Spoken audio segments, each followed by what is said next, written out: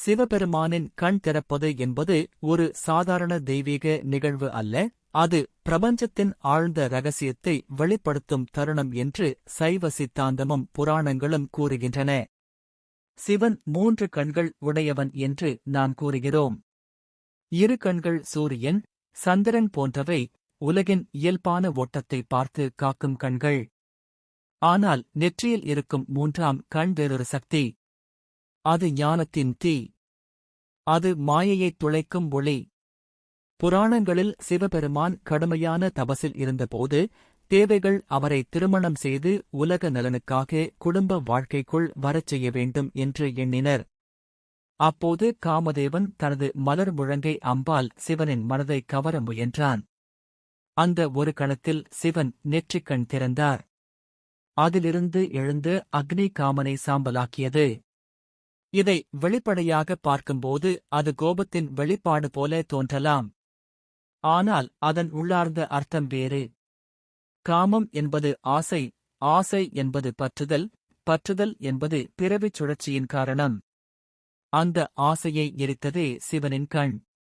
சிவன் கண் திறந்தால் உலகமே அழியும் என்று கூறப்படுவது ஒரு சின்னம். உண்மையில் அது பொருளுலகின் அழிவு அல்ல, அது அறியாமையின் அழிவு. நாம் உண்மை அல்லாதவற்றை உண்மையாக நம்பி வாழ்கிறோம். உடல்தான் நான் என்று நினைக்கிறோம். பொருள்தான் பாதுகாப்பு என்று நம்புகிறோம். அந்த மாயை நீங்கும் தருணமே சிவன் கண் திறந்த தருணம். அந்த ஒளி எரிக்கும். அது மென்மையான ஒளி அல்ல, அது கடுமையான உண்மையின் தீ. ஆனால் அந்த தீ எரித்து போடும் விஷயம் நம் துன்பத்தின் காரணமே. சைவ சித்தாந்தத்தில் சிவன் 3ஆம் கண் ஞானக்கண் என்று அழைக்கப்படுகிறது. அது காலத்தையும் கர்மத்தையும் தாண்டிப் பார்க்கும் பார்வை. நாம் கடந்த காலத்திலும் எதிர்காலத்திலும் சிக்கிக் கொண்டிருக்கும் போது சிவன் பார்வை ஒரே நேரத்தில் அனைத்தையும் கண்டுகொள்ளும். தவறான எண்ணங்கள் அனைத்தும் சாம்பலாகிவிடும். அந்த தருணம் வலியுடனும் இருக்கலாம். ஏனெனில் பொய்யான அடையாளங்கள் கரையும் போது மனம் அச்சப்படலாம். ஆனால் அதற்குப் பிறகு வரும் அமைதி ஆழ்ந்தது.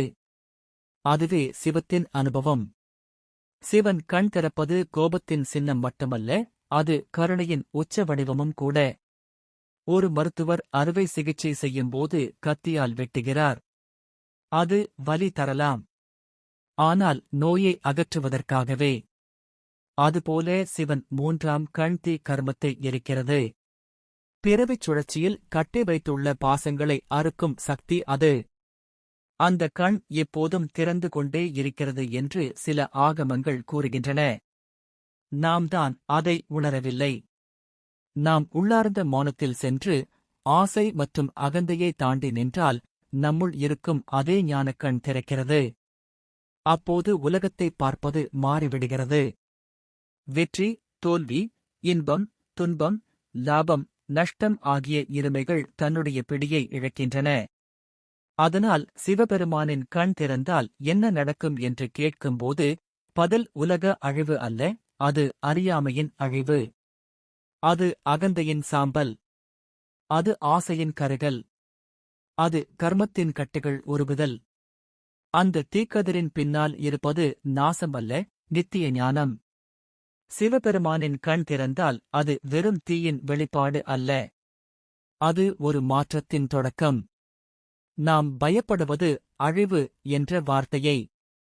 ஆனால் சிவத்தின் பார்வையில் அழிவு என்பது முடிவு அல்ல, மாற்றம். பழையது கரைந்து புதியது பிறப்பதற்கான தருணம். அறியாமை இருந்து ஞானம் உதிக்கும் நொடி.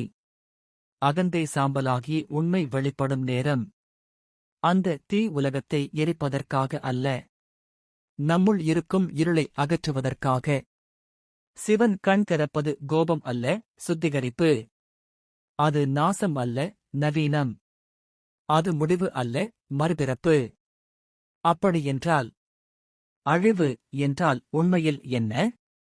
அது பயமா அல்லது பரிசுத்தமா? அதைப் பற்றி நாளை பார்க்கலாம். ஓம் நமசிவாய.